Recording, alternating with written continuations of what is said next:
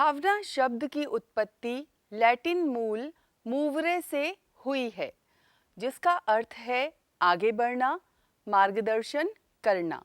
भावनाएं हमारे व्यवहार का मार्गदर्शन करती हैं। स्वास्थ्य, खुशी और समृद्धि का अनुभव ही कल्याण है।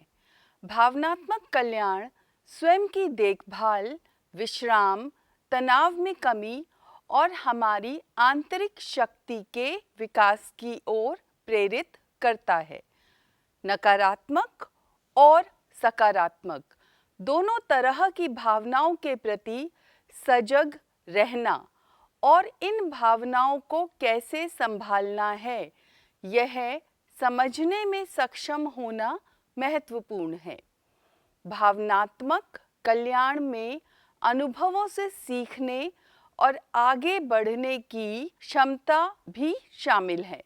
भावनात्मक कल्याण स्वायत्तता और उचित निर्णय लेने के कौशल को प्रोत्साहित करता है, जो प्रायः सीधे सीधे मानसिक स्वास्थ्य से जुड़ता है। भावनात्मक साक्षरता बाल विकास का एक बुनियादी पहलू है।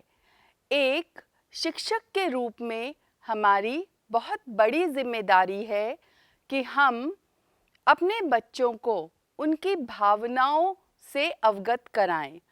जब मैं कहती हूँ कि उनकी भावनाओं से अवगत कराना है, तो इसका मतलब है वे परिस्थितियाँ जिसमें वे खुशी, उत्साह, दुख और ऊब महसूस करते हैं। शिक्षक के रूप में भी हमें अपने बच्चों को उनकी भावनाओं के कारणों या उत्प्रेरकों की पहचान करने के लिए प्रोत्साहित करना चाहिए। भय, अपराधबोध, खुशी, शर्मिंदगी, ईर्ष्या, घृणा, दुख, आशा, हताशा इत्यादि जैसी भावनाएं। भावनाओं के प्रति आत्म जागरूकता के लिए छात्रों को अपनी भावनाओं को पहचानकर उन्हें नाम देने और स्वीकार करने के लिए प्रोत्साहित करना होगा। आप जानते हैं कि कुछ बच्चों को अपनी भावनाओं को शब्दों में बयान करने में परेशानी हो सकती है। इसलिए शिक्षक के रूप में हमें उन्हें स्व अभिव्यक्ति में मदद करने के लिए तैयार करना होगा। स्व अभिव्यक्ति कहानी या ड्राइंग या डायरी लेखन के माध्यम से भी की जा सकती है। इसके अलावा हमें प्रभावी संवादकर्ता और श्रोता होने की भी ज़रूरत है। आवश्यकता यह भी है कि बच्चे जो कह रहे हैं उसे ध्यान से सुना जाए। हमें उन्हें सहज बनाना होगा और भावना साझा सत्र के दौरान उन्होंने जो कहा है उसे अपने शब्दों में दोहराकर यह सुनिश्चित करना ज़रूरी है कि हम उनकी भावनाओं को ठीक से समझ पाए हैं। कभी-कभी बच्चे रोते हैं, वे चुप हो जाते हैं या झगड़ने लगते हैं। यह भावनाओं को समझने की दिशा में उनके पहले कदम की शुरुआत है और इसे दर्शाता है।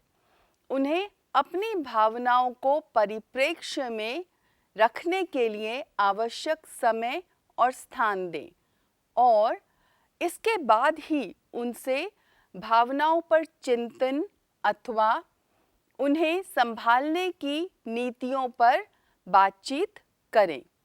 आत्मचिंतन, संरचित और असंरचित खेल, संगीत या खुद को शांत करने के लिए अकेला रहना जैसी रणनीतियाँ भावनात्मक स्वास्थ्य और भलाई के प्रबंधन में लंबे समय तक फायदेमंद साबित हो सकती हैं। आवश्यकता है कि हम सब इन बातों को याद रखें।